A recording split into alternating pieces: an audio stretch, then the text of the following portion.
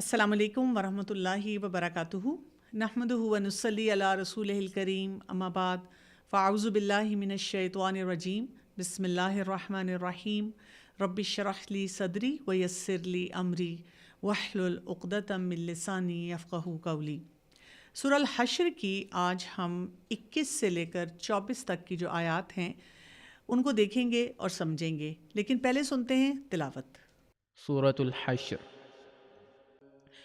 لو أنزلنا هذا القرآن على جبل لرأيته خاشعا متصدعا من خشية الله وتلك الأمثال نضربها للناس لعلهم يتفكرون. هو الله الذي لا إله إلا هو عالم الغيب والشهادة هو الرحمن الرحيم. هو الله الذي لا إله إلا هو الملك القدوس السلام المؤمن المهيمن العزيز الجبار المتكبر سبحان الله عما يشركون. هو الله الخالق البارئ المصور له الأسماء الحسنى يسبح له ما في السماوات والأرض وهو العزيز الحكيم. 28واں پارہ اور سورہ الحشر. سورہ الحشر میں اب تک ہم نے دیکھا ہے کہ جو منافقین ہیں اور کفار ہیں ان کے کیا معاملات ہیں اور ان کے ساتھ اور یہود کے ساتھ ہمیں کیسے اپنے تعلقات کو لے کے چلنا ہے. آپ دیکھیں کہ ہمیں جو ہمارا دین سکھاتا ہے وہ ہے بیلنس ان لائف، اور اسی بیلنس کا حصہ ہے کہ ہم اللہ کی معرفت بھی رکھیں، اور اسی بیلنس کا حصہ ہے کہ ہم قرآن کے ساتھ اپنے اس تعلق کو مضبوط کریں. تو اسی لیے ہم دیکھتے ہیں کہ جب سورہ الحشر اپنے اختتام پر آ رہی ہے تو وہاں پر بہت ہی اسٹرانگ میسیجز ہمیں دیے جا رہے ہیں. آیت نمبر 21 کو اگر ہم دیکھیں، اس میں اللہ سبحانہ وتعالیٰ فرماتے ہیں لو انزلنا هذا القرآن على جبل لرأيته خاشعا متصدعا من خشية اللہ. بہت ہی خوبصورت اور ڈائنامک طریقے سے ہمیں کیا بتایا جا رہا ہے. اگر نازل کرتے ہم اس قرآن کو کسی پہاڑ پر، البتہ دیکھتے آپ اسے دبا ہوا پھٹنے والا اللہ کے خوف سے، اللہ کی خشیت سے. اور پھر ساتھ کہا گیا وَتِلْكَ الْأَمْثَالُ، اور یہ مثالیں ہیں، ہم بیان کرتے ہیں ان کو لوگوں کے لیے. کیوں بیان کیا جاتا ہے؟ لَعَلَّهُمْ يَتَفَكَّرُونَ، تاکہ وہ غور و فکر کریں. یعنی یہ وہ آیت ہے جس پر جو اس میں اگزامپل دی گئی ہے، جو مثال دی گئی ہے، اس میں ہمیں بہت زیادہ غور و فکر کرنے کی ضرورت ہے، کیونکہ یہ جو آیت ہے ہمیں ایک بہت ہی اسٹرانگ میسج دے رہی ہے، بہت ہی مکمل کمپلیٹ میسج دے رہی ہے. اکثر اوقات ہم جب بھی اپنے دین کو سمجھنے کی کوشش کرتے ہیں تو ہم احکامات میں الجھ کے رہ جاتے ہیں. اصل جو لطف ہے احکامات کو سمجھنے کا بھی وہ آتا ہے جب ہم اپنی ایمانیات پہ کام کرتے ہیں. جب ہمارا اللہ تعالیٰ کے ساتھ تعلق مضبوط ہو جاتا ہے تو ہمارے لیے کسی بھی حکم کو فالو کرنا، سمجھنا، دل سے اس کو ایکسیپٹ کرنا بہت آسان ہو جاتا ہے. اب یہاں پر اگر ہم دیکھیں، سب سے پہلا خطاب تو اللہ کے پیارے نبی صلی اللہ علیہ وآلہ وسلم سے ہے، جس میں یہ بات بتائی جا رہی ہے کہ یہ وہ کلام جو آپ کو دیا گیا جس کو پہاڑ بھی برداشت نہیں کر سکتا، لیکن ہمارے پیارے نبی صلی اللہ علیہ وآلہ وسلم کس طرح ثابت قدم رہے. اور اس کے لیے ہم بہت سے واقعات دیکھ سکتے ہیں. جب آپ صلی اللہ علیہ وآلہ وسلم پر وحی نازل ہوتی تھی تو کتنی تکلیف، بوجھ اور ایک ذمہ داری کا احساس ہوتا تھا. اور بہت سے ہمیں واقعات ایسے ملتے ہیں کہ اگر جانور ہے تو وہ بھی اس کو ایسے ہوتا تھا جیسے اس کی کمر ٹوٹ رہی ہے.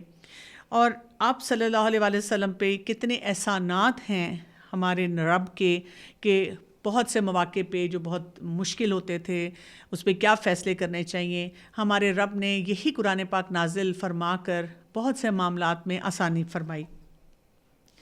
اگر ہم ان آیات کو اس نظر سے دیکھیں کہ یہ ساری امت پر نازل ہوا اور ساری امت کو خطاب کیا جا رہا ہے اور بتایا جا رہا ہے اور کچھ میسیج ڈلیور کیا جا رہا ہے، تو یہاں پر یہ دیکھا جائے کہ ایک پہاڑ جس کو ہم اپنی سائنسز میں پڑھتے ہوئے کہتے ہیں نان لیونگ تھنگ، اور انسان جس کو کہا جاتا ہے اشرف المخلوقات، آپ تو جی بہت قابل ہیں، بہت انٹیلیجنٹ ہیں، آپ کیا کچھ سوچ سکتے ہیں، کتنے پروگریسو ہیں، اور اب جب کہ اے آئی کا دور ہے تو آرٹیفیشل انٹیلیجنس کو دیکھ کر ہم کہتے ہیں واہ بھئی اللہ نے انسان کو کیا ذہانت دی ہے۔ لیکن اگر ایک پہاڑ پہ اللہ کا کلام آتا تو وہ اللہ کی خشیت سے ٹکڑے ٹکڑے ہو جاتا، اور انسان جس کو اللہ نے اتنی عقل دی وہ اپنے آپ کو عقل کل سمجھنا شروع ہو جاتا ہے، اور جو بھی نصیحتیں آتی ہیں ان کو ٹھکرانا شروع کر دیتا ہے، سمجھتا ہی نہیں۔ اصل بات تو یہ ہے کہ اس آیت کو پڑھنے کے بعد ہم اپنے آپ کو ری بلڈ کرنے کا سوچیں، ہم یہ سوچیں کہ ہم نے اپنے آپ کو ری کنڈیشن کیسے کرنا ہے۔ اسی طرح اگر ہم دیکھیں کہ یہی خطاب کفار کے لیے ہے، اور کفار کو کیا بتایا جا رہا ہے کہ تم اتنے سخت دل ہو، تم اس پہاڑ سے بھی زیادہ، اس کے پتھروں سے بھی زیادہ شدید ہو، سخت دل ہو۔ پہاڑ کو دیکھو کیا اس کی مضبوطی ہے اور کتنا وہ دنیا میں لوگوں کے لیے فائدہ مند ہے۔ ان پہاڑوں پہ جا کر تم ویکیشن لے لیتے ہو، لیکن یہی پہاڑ اللہ کا کلام سن کر اللہ کی خشیت سے ٹکڑے ٹکڑے ہونے کے لیے تیار ہے، اور تم ہو کہ تمہیں کوئی بات سمجھ ہی نہیں آتی، یعنی تم ایمان بھی نہیں لاتے اور اللہ کی عظمت کو پہچاننے کے لیے بھی تیار نہیں ہو۔ بات ہمیں یہاں پہ یہ سمجھ آتی ہے کہ اللہ تعالیٰ نے اپنے کلام کی بہت بڑائی رکھی ہے، اس کی بڑی شان ہے، یعنی پہاڑ بھی اگر غور و فکر کرے تو وہ پھٹ جائے گا۔ تو ہمیں اپنے اندر کیا چیز پیدا کرنے کی ضرورت ہے جب ہم اللہ کے کلام کے ساتھ اپنے آپ کو کنیکٹ کریں؟ ہیوملٹی، ہمبلنس، عاجزی ہونی چاہیے، تواضع ہونا چاہیے، اور انسان جب کسی بھی کام کو بامقصد بنانا چاہتا ہے، اس کے بارے میں سوچتا ہے، اس کے بارے میں غور و فکر کرتا ہے، تو ایک سینس آف رسپانسبلٹی آتی ہے، ذمہ داری کا احساس انسان کے اندر آتا ہے، اور پھر وہ پڑھتے پڑھتے یہ سوچے کہ یہ کوئی فکشن بک نہیں ہے جس کو میں نے صرف انجوائے کرنا ہے، یا یہ کہ میرے ڈرائنگ روم میں وہاں پہ ایک شیلف میں قرآن کی تفسیر پڑھی ہوئی ہے، اور میں بہت سے لوگوں کو باتوں باتوں میں بتاؤں کہ میرے تو سب بزرگ پڑھتے تھے اور میں نے تو بہت دفعہ تفسیر کو پڑھا ہوا ہے۔ نہیں، اصل جو درکار ہے اس کا وہ کیا ہے؟ خشیت اللہ، ہمارے اندر ہمارے رب کی پہچان اور معرفت آنی چاہیے۔ اکثر ہم جب ٹرانسلیشن میں پڑھتے ہیں تو خشیت کا مطلب ہم کیا لیتے ہیں کہ اللہ کا ڈر، لیکن یہ وہ ڈر ہوتا ہے جو کہ انسان کو بہت ویل کنیکٹڈ کرواتا ہے، یہ وہ ڈر ہوتا ہے جو انسان کو موٹیویٹ کرتا ہے کہ وہ اپنی زندگی کو بہتر بنائے، یہ وہ ڈر ہوتا ہے جو انسان کے دل کو نرم کرتا ہے، انسان کے ایبزارپشن کیپیسٹی کہ وہ قرآن کو سمجھے، اس کے مطابق عمل کرے، اس کو بڑھانا شروع کر دیتا ہے۔ تو بیسیکلی ذکر یہ ہو رہا ہے کہ جب اللہ تعالیٰ کی بات ہو رہی ہو تو ہمارے دل کی کیفیت کیا ہونی چاہیے، ہمارا ایمان کدھر ہونا چاہیے، ہمیں ان باتوں کا خاص طور پہ جائزہ لینے کی بہت زیادہ ضرورت ہے۔ سلف صالحین کا اگر ہم دیکھیں اور ان کے بارے میں کیا آتا ہے کہ جب خوف والی آیات آتی تھیں اور انہیں پڑھا کرتے تھے تو بیمار ہو جاتے تھے، یہاں تک کہ لوگ آتے تھے ان کا حال پوچھا کرتے تھے، اور ان کو دیکھ کر محسوس ہوتا تھا کہ ہاں واقعی وہ دل سے اللہ کے اس ڈر کو محسوس کر رہے ہیں۔ قرآن پاک میں ہم دیکھتے ہیں کہ نجاشی کا ذکر آیا ہے کہ جب اس نے قرآن کی تلاوت سنی تو اس کی آنکھوں سے بھی آنسو جو تھے وہ بہہ نکلے، کیونکہ اس نے امپیکٹ لیا اسی کلام کا۔ تو ہم ذرا سوچیں کہ آخری بار کب ہم نے قرآن پاک کو پڑھتے ہوئے آنسو بہائے، کب ہم نے کوئی آیات پڑھی اور ہمارے اوپر ان کا اتنا اثر ہوا، اتنی شدت سے ہم نے ان آیات کو محسوس کیا کہ ہمارا دل چاہا کہ ہم اپنے رب کے آگے جھک جائیں۔ اور وہ کون سا ایسی حالت تھی جس کی وجہ سے ہم نے اپنے آپ کو بدلنے کی کوشش کی، ہم نے اپنے آپ کو تھوڑی دیر کے لیے فریز کیا اور اپنے آپ سے یہ وعدہ کیا کہ اب مجھے اپنی زندگی میں تبدیلی لانی ہے۔ رسول اللہ صلی اللہ علیہ وسلم نے فرمایا 3 مقامات پر اپنے دل کا جائزہ لو، اگر اس میں تمہارا دل نہ لگے تو اللہ سے دعا کرو، اور وہ کون سی ہیں کہ وہ مقامات جس میں اللہ سے دعا کیا کی جائے کہ وہ تمہیں قلب سلیم عطا فرمائے. تو 3 مقامات کون سے ہیں؟ تنہائی کے اوقات، اسی طرح جب ہم قرآن پڑھ رہے ہوں اور جو ذکر کی مجالس ہوں. اور اب دیکھیں کہ عمومی طور پہ جیسے ہم ینگسٹرز کو خاص طور پہ دیکھتے ہیں تو تنہائی کے اوقات کیسے ہوتے ہیں؟ وہ تو بلکہ ہر وقت تنہائی چاہ رہے ہوتے ہیں. وہ چاہتے ہیں کہ ہمیں آئسولیٹ کر دیا جائے اور ہم اپنی ہی دنیا میں جو کہ سوشل میڈیا کے ذریعے ہے اس میں کھو جائیں اور اس میں جو ہمارا دل چاہ رہا ہے اس طرح سے ہم اپنی زندگی کو گزاریں. اور اب تو ہم باقی لوگوں کو بھی دیکھتے ہیں، لوگ آپ دیکھیں جنرل گیدرنگز میں جائیں اکیلے بیٹھے ہوئے ہیں، یعنی ساتھ ساتھ بیٹھنے کے باوجود بھی وہ اکیلے ہیں اور وہ بیٹھ کر اپنی ہی دنیا میں کھوئے ہوئے ہیں. جبکہ تنہائی کے اوقات جب بھی ہم آئسولیشن میں ہوں تو وہ ہماری آئسولیشن کیسی ہونی چاہیے؟ خشیت اللہ، اللہ کے ذکر کے ساتھ ہونی چاہیے، غور و فکر ہونا چاہیے. ہماری سیلف ٹاک کیسی ہونی چاہیے کہ ہم اپنے رب کو یاد کر رہے ہوں. پھر آپ دیکھیں جب ہم قرآن پاک کی تلاوت کر رہے ہوتے ہیں تو تب ہماری کیفیت کیا ہوتی ہے؟ کیا ہم نے کوئی صرف ٹارگٹ سیٹ کیا ہوتا ہے کہ بس اس کو جلدی جلدی پڑھ لینا ہے؟ بچوں کے اوپر کئی دفعہ استاد کا، ٹیچر کا، والدین کا پریشر ہوتا ہے کہ جی جلدی جلدی اس ٹارگٹ کو اچیو کرو.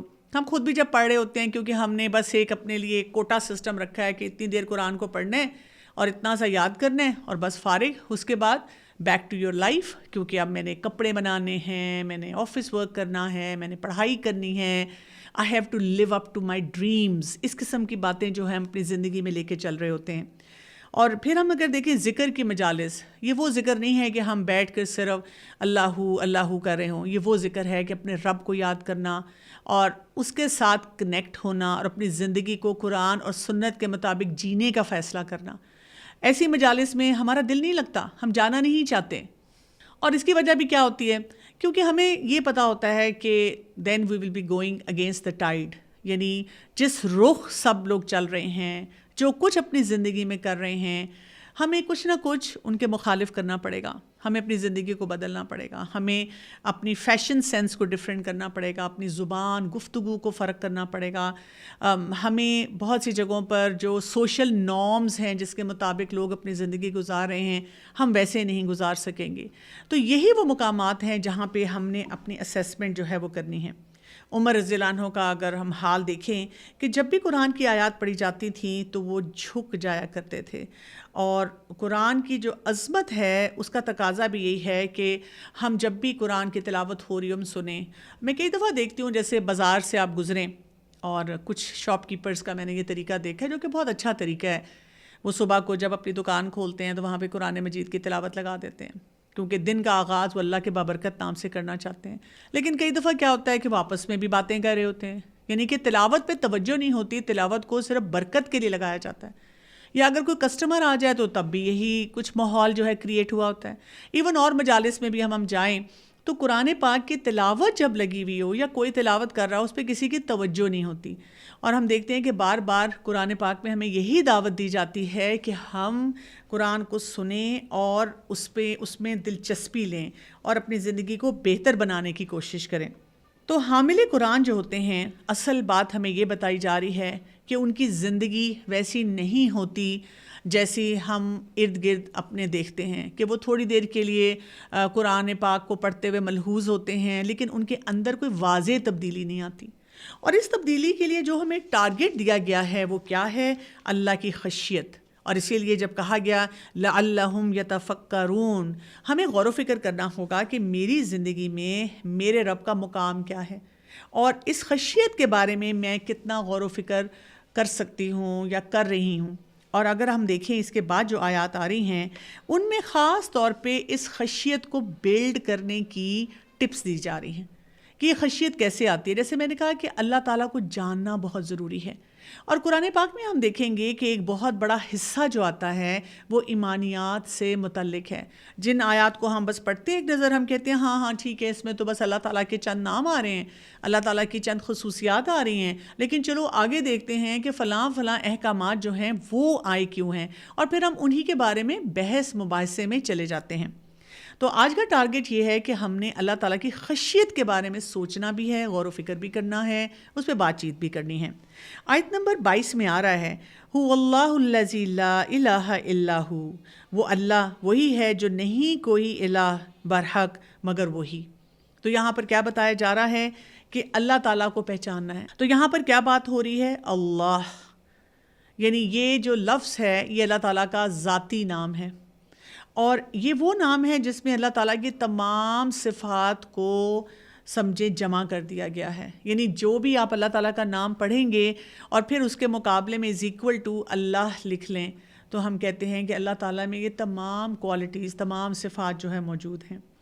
اور یہ جو نام ہے یہ ذاتی نام تو ہے لیکن یہ الہ سے ہی نکلا ہے، اور اس میں 4 امپورٹنٹ ایلیمنٹس، 4 معنی جو ہیں وہ آتے ہیں. پہلی بات تو یہ کہ معبود یعنی وہ جس کی عبادت کی جائے. دوسرا ملجا، وہ جس کی پناہ لی جائے. آپ دیکھ لیں زندگی میں ہم جب اپنے آپ کو بڑی چیز بھی سمجھنا شروع کر دیں لیکن کوئی نہ کوئی ایسی سچویشن ہماری زندگی میں ضرور آتی ہے جب ہم اتنے ڈیسپریٹ ہو جاتے ہیں کہ بھاگ کر اپنے رب کی طرف ہی جاتے ہیں. تیسری بات یہ کہ گھبراہٹ میں انسان اللہ سے مدد لیتا ہے.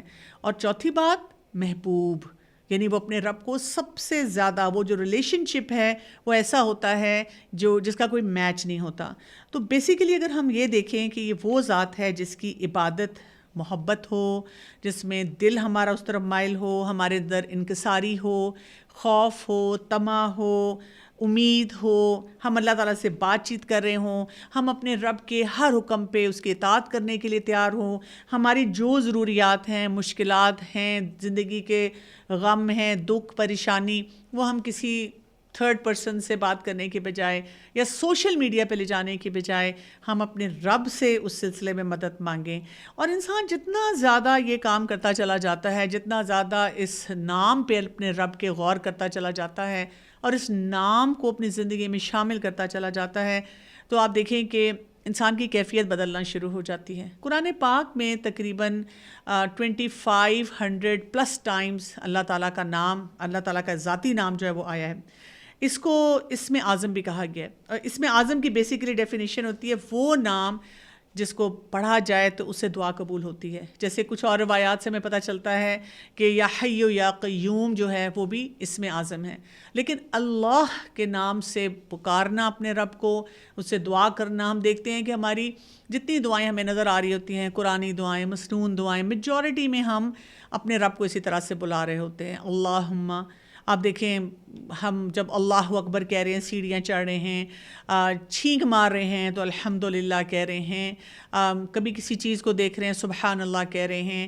یعنی صبح شام کی آپ دعائیں دیکھ لیں، مسنون اذکار دیکھ لیں، اور اسی طرح سوتے وقت، جاگتے وقت، کپڑے بدلتے وقت، اسی طرح کسی چیز کو دیکھتے وقت، مصیبت سے میں اللہ سے عافیت مانگتے وقت، ہر دعا میں ہم بار بار اپنے رب کو ہی یاد کر رہے ہوتے ہیں.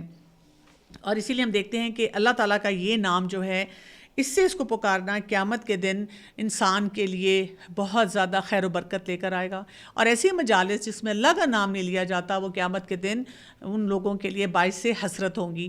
اور اسی لیے میں نے دیکھا ہے کہ کچھ لوگ جو کہ بہت پرٹیکولر ہوتے ہیں اس معاملے میں، وہ کسی بھی مجلس میں ہوں تو وہ کہتے ہیں چلو تھوڑی سی دعا کر لیتے ہیں، تھوڑی سی بات چیت کر لیتے ہیں، کچھ اللہ کا ذکر کر لیتے ہیں، کوئی چھوٹی سی سورت مل بیٹھ کے پڑھ لیتے ہیں، یا چلو کوئی ہم حدیث جو ہے اس کا مطالعہ کر لیتے ہیں، تاکہ یہ کہ ہماری مجالس میں ہمارے رب کا نام جو ہے وہ ضرور شامل ہو. اور پھر کیا کہا گیا کہ اللہ کون ہے؟ جو کہ الہ ہے اور اس کے علاوہ کوئی الہ نہیں. جیسے میں نے کہا کہ الہ کا معنی کیا ہوتا ہے؟ جس کی عبادت کی جاتی ہے، جو معبود ہوتا ہے، یعنی کہ وہ جو اس بات کا حقدار ہے، اونرشپ اس کی ہے کہ صرف اسی کی عبادت کی جائے. رسول اللہ صلی اللہ علیہ وسلم کا فرمان آتا ہے، اے لوگو لا الہ الا اللہ کہو تو تم فلاح پا جاؤ گے. یعنی یہ کلمہ جو ہے یہ انسان کو بہت زیادہ کلیئرٹی دیتا ہے. یہ کلمہ جو ہے انسان کو یہ بتاتا ہے کہ انسان کی زندگی کا مقصد کیا ہے، انسان نے عبادت کس کی کرنی ہے، پھر یہ کہ عبادت میں کیا کیا ایلیمنٹس انسان کی زندگی میں ہونے چاہیے. جیسے اللہ کی محبت ہونی چاہیے، عظمت ہونی چاہیے، اسی طرح ایک امید ہونی چاہیے، خوف ہونا چاہیے. وہ جتنے ہمارے جو ایموشنل پیکج ہے جس کے ساتھ ہم کوئی ہیلدی ڈیسیجنس لے سکتے ہیں اور ہم اپنی زندگی کو بہتر بنا سکتے ہیں، وہ تمام باتیں یہاں پر ہمیں نظر آتی ہیں. پھر آپ دیکھیں کہ جب انسان اپنے اللہ تعالیٰ کو الہ مان لیتا ہے تو کیا دل، کیا زبان اور کیا جوارح، جو باڈی پارٹس ہوتے ہیں، وہ اس کا اظہار کرنا شروع کر دیتے ہیں. یعنی جب آپ اپنی سیلف ٹاک کر رہے ہوتے ہیں تو وہ نیگیٹو نہیں ہوتی، بلکہ آپ اپنے رب کے ساتھ بہت ویل کنیکٹڈ ہوتے ہیں. اسی طرح سے جب آپ اپنے دل میں کوئی بھی بات سوچتے ہیں تو آپ اسی چیک لسٹ کے مطابق وہ تمام فیصلے کرتے ہیں یا بات چیت کرتے ہیں جو آپ کے رب کو راضی کرے، اور عمل آٹومیٹیکلی پھر ویسا ہونا شروع ہو جاتا ہے جو کہ رب کو راضی کرتا ہے۔ تو یہاں پر ہمیں یہ پتہ چلتا ہے کہ بیسیکلی یہ کلمہ جو ہے لا الہ الا اللہ، جس میں ہم کہہ رہے ہیں کوئی الہ نہیں، کوئی عبادت کے لائق نہیں مگر اللہ، تو یہاں پر ہم بیسیکلی کس بات کا اقرار کر رہے ہیں کہ ہر چھپی کھلی چیز کا جاننے والا ہمارا رب ہے، اور اسی لیے آگے کیا کہا گیا، عالم الغیب والشہادہ، سب کچھ وہ جانتا ہے، پاسٹ، پریزنٹ، فیوچر، سب ایک جیسا ہے اس کے لیے۔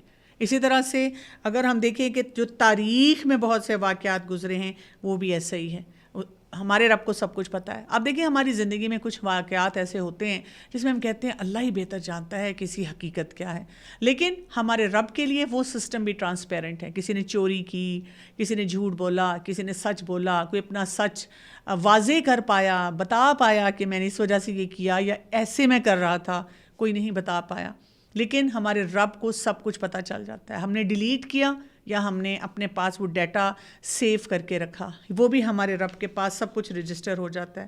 اور اسی طرح جب ہم کہتے ہیں عالم الغیب والشہادہ کہ وہ غیب اور حاضر سب کا جاننے والا ہے، تو اس میں دنیا کے معاملات بھی آ جاتے ہیں، اور اس میں آخرت کے تمام معاملات بھی آ جاتے ہیں۔ ہمیں نہیں پتہ، آپ دیکھیں اگر میں اس کمرے میں یہاں بیٹھی ہوئی ہوں اور آپ سے بات کر رہی ہوں، ساتھ والے کمرے میں کیا ہو رہا ہے مجھے وہ بھی نہیں پتہ، لیکن ہمارے رب کو پوری دنیا میں چاہے کوئی first floor, second floor, ground floor, basement, جہاں پہ بھی، چاہے وہ سمندر کی تہہ ہے، چاہے وہ آسمان ہے، فضائیں ہیں، ہر چیز اس کو پتہ ہے۔ اور ساتھ ہی پھر کیا کہا گیا اسی آیت میں، هو الرحمن الرحیم، اللہ تعالیٰ کے وہ دو نام آئے ہیں جس میں ہمارے رب کی رحمت کا ذکر آ رہا ہے، رحم سے، یعنی جو وومب ہوتا ہے، جیسے ایک یوٹرس میں جو بچہ ہے اور جو کچھ بھی ماں کر رہی ہے اور وہاں پہ جو کچھ بھی معاملات ہو رہے ہیں، لیکن کس طرح وہ سیف ہے اور کتنی محبت سے وہ ماں جو ہے اس کا احساس کرتی ہے، تو ہمارا رب بھی ایسا ہی ہے۔ ہمارا رب رحمان ہے، اور رحمان کیا ہے؟ اللہ تعالیٰ کا وہ رحم جس کی وجہ سے تمام مخلوق اپنے معاملات کر رہی ہے، تمام مخلوق جو ہے اس کو معاف بھی کر رہا ہے، درگزر بھی کر رہا ہے۔ ہاں، دنیا میں اللہ تعالیٰ کی رحمت کبھی کبھی کنڈیشنل بھی ہوتی ہے، یعنی اللہ تعالیٰ کہیں کہیں اسی رحمت کی وجہ سے ہمیں روکتا بھی ہے، ہمیں جھٹکا بھی دیتا ہے، ہم پہ کوئی چھوٹے موٹے ٹیسٹ بھی آتے رہتے ہیں تاکہ ہم اپنے آپ کو روکیں، ہمیں جھٹکے بھی لگتے رہتے ہیں کہ ہم اپنی اصلاح کر لیں، کیونکہ بہت سے لوگ کہتے ہیں نا کہ اگر اللہ اتنا مہربان ہے، رحمان ہے، تو پھر یہاں پہ نیچرل ڈیزاسٹرز کیوں ہوتے ہیں، یہاں پہ عذاب کیوں آتا ہے، کسی کی زندگی میں مشکلات کیوں آتی ہیں؟ تو یہ اللہ تعالیٰ کی رحمت کے ساتھ کنڈیشنل ایلیمنٹ ڈالا گیا ہے تاکہ اس سے بھی ہمیں فائدہ حاصل ہو۔ لیکن ہمارا رب آخرت کے معاملے میں کیسا ہے؟ رحیم۔ اور رحیم کیا ہوتا ہے؟ یہ بھی مبالغے کا صیغہ ہے، جس سے ہمیں پتہ چلتا ہے کہ اللہ تعالیٰ کی ایک رحمت ہے جو کہ خاص اس کے مومن بندوں کے لیے ہوگی، اور وہ آخرت کے لیے ہوگی۔ دنیا میں رہتے ہوئے اگر کوئی اللہ کو نہیں مانتا، اللہ کی عبادت نہیں کرتا، یہ نہیں دیکھتا کہ اللہ تعالیٰ کے پاس سب چیزیں ویل ڈاکیومنٹڈ ہیں، اور دنیا میں اللہ کی رحمت کو فار گرانٹیڈ لیتا رہتا ہے، تو کیا ہوگا؟ آخرت میں اس کے معاملات بہت مشکلات میں پڑ جائیں گے، اور آخرت میں جب اس کو حساب دینا ہوگا تو وہاں پر اس کے مطابق ہی تمام فیصلے ہوں گے، جیسا کہ قرآن پاک میں اور اسی طرح ہم دیکھتے ہیں کہ حدیث میں ہمیں بار بار بہت اچھے طریقے سے وضاحت کے ساتھ بتایا گیا ہے۔ تو ہم دیکھتے ہیں کہ اللہ تعالیٰ نے تو اپنی رحمت کو اپنے پر لازم کیا ہوا ہے۔ اسی طرح ہم یہ بھی دیکھتے ہیں کہ اللہ تعالیٰ کی رحمت کے 100 حصے ہیں، اور اس میں سے 99 اللہ تعالیٰ نے آخرت کے لیے رکھے ہیں۔ اور اس سے ہمیں کیا فائدہ ہوتا ہے کہ ہم اپنی اصلاح کریں اور کسی موقع پہ بھی اللہ تعالیٰ کی کسی رحمت کو فار گرانٹیڈ نہ لیں۔ آیت نمبر 23 کو دیکھیے، هو اللہ الذی لا الہ الا ہو، وہ اللہ وہی ہے جو نہیں کوئی الہ مگر وہی، یعنی دوبارہ سے اسی کانسیپٹ کو ری انفورس کیا جا رہا ہے، بار بار ہمیں بتایا جا رہا ہے، جھٹکا دیا جا رہا ہے۔ سوچو، اللہ تعالیٰ کے بارے میں سوچو، اللہ تعالیٰ کو اپنی زندگی میں بہت پرائم امپورٹنس دو، اور اپنے دن کا آغاز اور اپنے رات کو جب تم بسترے پہ جاؤ تب بھی اللہ تعالیٰ کے حکم کے مطابق ہی اپنی زندگی کو گزارو۔ اور کیا کہا گیا کہ وہی الہ ہے اور وہی برحق الہ ہے۔ اور پھر اللہ تعالیٰ کی بہت سی صفات یہاں پر آ رہی ہیں، اور میں آپ کو ضرور کہوں گی کہ ان صفات کا بہت ڈیٹیل میں تھوڑا سا دیکھیں، سمجھیں. اللہ تعالیٰ کے نام ہمیں یہاں پہ پتہ چل رہے ہیں اور ان سے ہی ہمیں پتہ چلتا ہے، اپنے رب کا انٹروڈکشن ملتا ہے. اور جب اللہ تعالیٰ کا انٹروڈکشن ملتا ہے تو آپ دیکھیں کہ وہیں سے پھر وہ جو خشیت والا ایلیمنٹ ہے، اللہ کی معرفت ہونا، اپنے رب کو سمجھنا اور یہ دیکھنا کہ میں نے کہاں کہاں پہ اپنی زندگی میں بریکس لگانی ہیں، کون کون سے کاموں کو نو بولنا ہے، کہاں پر میں نے اپنے رب کی اطاعت کرنا ہے، اس پہ ساری کلیئرٹی ہمیں حاصل ہوتی ہے. تو یہاں پہ کون کون سے نام آ رہے ہیں؟ المالک، یعنی اللہ تعالیٰ کیا ہے؟ بادشاہ ہے. اور اللہ تعالیٰ کیسا بادشاہ ہے؟ یہ بادشاہوں کا بادشاہ ہے. آپ دیکھیں کہ دنیا میں ہمیں کبھی کبھی کسی چیز کی اونرشپ مل جاتی ہے. مثلاً آپ ایک گھر کرائے پہ لیتے ہیں تو وہ آپ کا گھر ہوتا ہے، لیکن اس میں بھی آپ دیکھیں کہ ہر چیز آپ اپنی مرضی سے نہیں کر سکتے. ایون جب آپ اپنا گھر بناتے ہیں اس میں بھی کچھ عرصے کے بعد آپ کی اونرشپ ختم ہو جاتی ہے، آپ کے بچے آ جاتے ہیں. کئی دفعہ اتنی محنت سے، محبت سے آپ نے وہ گھر بنایا ہوتا ہے اور بچے جو ہوتے ہیں اس گھر کو بیچ دیتے ہیں. وہ کہتے ہیں ہمیں یہ پسند نہیں ہے، ہم یہاں رہنا نہیں چاہتے، ہم کہیں اور جانا چاہتے ہیں. وہ کسی اور ملک میں موو ہو جاتے ہیں، آپ کی بادشاہت ختم ہو جاتی ہے. کوئی ایک انسان کسی زمانے میں بہت پاورفل ہوتا ہے اور اس کے بعد ایک وہ وقت بھی آتا ہے کہ وہ ویل چیئر پہ لگ جاتا ہے اور کوئی اس کو جانتا نہیں، پہچانتا نہیں، مانتا نہیں. لیکن ہمارا رب ایسا بادشاہ ہے کہ ٹوٹل اختیار ہر طرح کا، یعنی ایبسلیوٹ اتھارٹی ہمارے رب کے پاس ہے اور تمام بادشاہوں کا بادشاہ ہے. اس کو کوئی عاجز نہیں کر سکتا، کوئی مجبور نہیں کر سکتا. ہر چیز کا نفع اور نقصان ہمارے رب کے ہاتھ میں ہے. جب ہمیں یہ پتہ چل جاتا ہے کہ اللہ تعالیٰ المالک ہے تو اب ہمیں کیا کرنا ہے؟ سب سے پہلی بات تو یہ کہ ہم نے اپنے رب کے ساتھ کسی کو شریک نہیں کرنا. یعنی یہ نہیں ہونا چاہیے کہ ہماری زندگی میں کوئی بھی اتھارٹی آئے تو ہم اس سے ڈر کر کبھی نماز چھوڑیں، کبھی اپنا حجاب چھوڑیں، کبھی سچ بولنا چھوڑیں، کبھی غیبتیں کریں، کبھی حلال حرام کی تفریق چھوڑ دیتے ہیں. نہیں، ایسا کام ہمیں نہیں کرنا. ہمیں یہ یاد رکھنا ہے کہ میرا داخلہ، میری شادی، میرا ویزا، میرا کہیں آنا جانا، یہ ان لوگوں پہ ڈیپینڈنٹ نہیں ہے، کسی اتھارٹی پہ ڈیپینڈنٹ نہیں ہے. میرا رب چاہے گا نا تو مجھے سب کچھ ملے گا. تو میں نے اپنی رب کی اطاعت پہ قائم رہنا ہے. تو میرے دل میں جو روب اور خوف کی کیفیت ہونی چاہیے وہ صرف اپنے رب کے لیے ہونی چاہیے. میری ساری امیدیں اپنے رب سے وابستہ ہونی چاہیے اور مجھے اللہ تعالیٰ سے ملنے کا شوق بھی ہونا چاہیے. اللہ کا قرب حاصل کرنے کے جو دنیا میں طریقے مجھے پتہ چلتے ہیں، مجھے ان کو اختیار بھی کرنا چاہیے. رسول اللہ صلی اللہ علیہ وسلم نے فرمایا، حدیث قدسی ہے، میرا بندہ جن جن باتوں سے میرا قرب حاصل کرتا ہے اور کوئی عبادت مجھے اس سے زیادہ پسند نہیں جو میں نے اس پر فرض کی، اور پھر مسلسل نفل عبادت کر کے مجھ سے اتنا نزدیک ہو جاتا ہے کہ میں اس سے محبت کرنے لگتا ہوں. تو سبحان اللہ، ہمیں کیا کرنا ہے؟ اپنے فرائض کی پابندی کرنی ہے اور اس کے ساتھ ساتھ ہم نے اپنے جو نوافل ہیں ان کو بھی بڑھاتے چلے جانا ہے. پھر اگلا نام آ جاتا ہے القدوس، بہت پاک، نہایت پاک. کیسی پاکی ہے یہ؟ اس میں ہم یہ دیکھیں گے کہ یہ پاکی ہے جس میں یعنی اولاد نہیں ہے، فیملی نہیں ہے، اللہ تعالیٰ کو اس کی ضرورت نہیں ہے. اسی طرح سے ہم یہ دیکھتے ہیں کہ ہمارا رب جو ہے کسی قسم کی انسانی نیڈ یا وانٹ سے پاک ہے بالکل. اس کو موت نہیں آنی، اس کو اونگ نہیں آنی، اس کو بیماری نہیں آنی، اس کو بڑھاپا نہیں آنا، اس کی کوئی ایسی ضرورت نہیں ہے. یعنی آپ دیکھیں کہ ہم جو ہیں ہم فلاڈ ہیں، یعنی ہم میں سے کوئی شخص پرفیکٹ نہیں ہے. آپ دیکھیں بہت سے ایسے لوگ ہوتے ہیں جو کہتے ہیں کہ جی میں تو بہت مجھے پرفیکشنزم کا شوق ہے، چاہے جاب میں، چاہے گھر کی صفائی میں. ایسے لوگوں کو بیماریاں ہو جاتی ہیں، ان کو OCD ہو جاتی ہے. اور اس بیماری کی وجہ سے کیا ہوتا ہے کہ شروع میں وہ اپنی اس پرفیکشن پہ بہت خوش ہوتے ہیں کہ میں تو بہت صفائی رکھتی ہوں یا میں اس طرح سے کام کرنا پسند کرتا ہوں، اور اس کے بعد وہی چیز کچھ ہی عرصے میں ایسی بیماری کی شکل اختیار کر لیتی ہے کہ وہ لوگ ہینڈی کیپ ہو جاتے ہیں، ان سے کام ہی نہیں کیا جاتا، ان کے کام ڈیلے ہونا شروع ہو جاتے ہیں، وہ مزری میں آنا شروع ہو جاتے ہیں.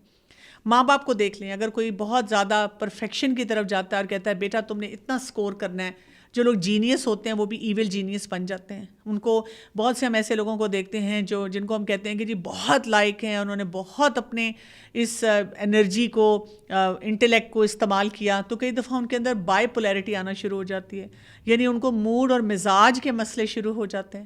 تو دنیا میں کوئی انسان، کوئی فیملی، کوئی سسٹم پرفیکٹ نہیں ہے.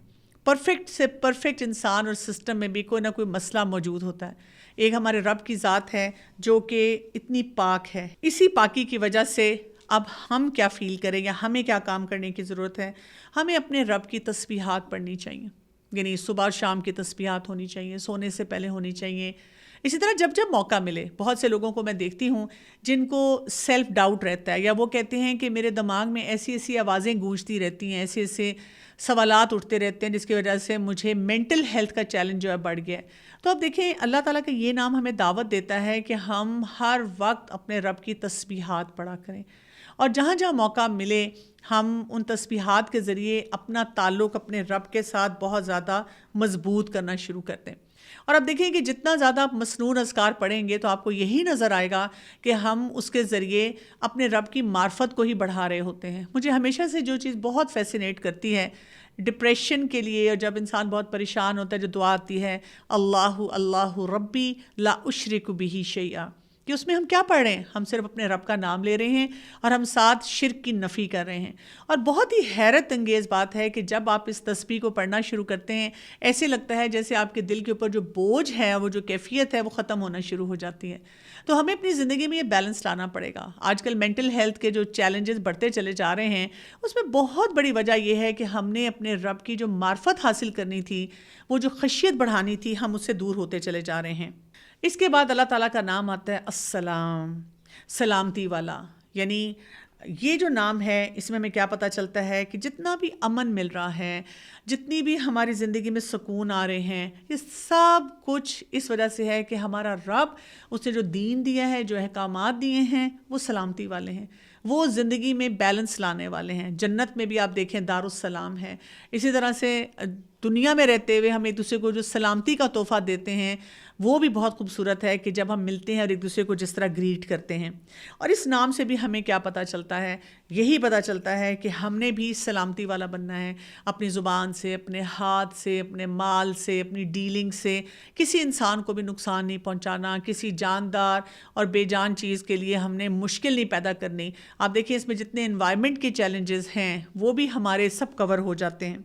اور آپ دیکھیں کہ جب ہم نماز پڑھتے ہیں اس کے اینڈ میں بھی ہم یہی دعا مانگتے ہیں، اللہم انت السلام و منک السلام تبارکت یا ذو الجلال والاکرام، کہ ہم اسی چیز کا سلام کرنے کے بعد اظہار کرتے ہیں 5 دفعہ دن میں کہ یہ سلامتی میرے رب کی طرف سے آ رہی ہے، اور اپنے آپ کو ری انفورس کرتے ہیں کہ مجھے بھی اسی سلامتی پہ رہنا ہے۔ اور پھر المؤمن المہیمن، اللہ تعالیٰ امن دینے والا ہے، اللہ تعالیٰ نگہبان ہے۔ امن یعنی ایک تو ایمان لانے سے ہی ہمارے اندر امن کی کیفیت آنا شروع ہو جاتی ہے۔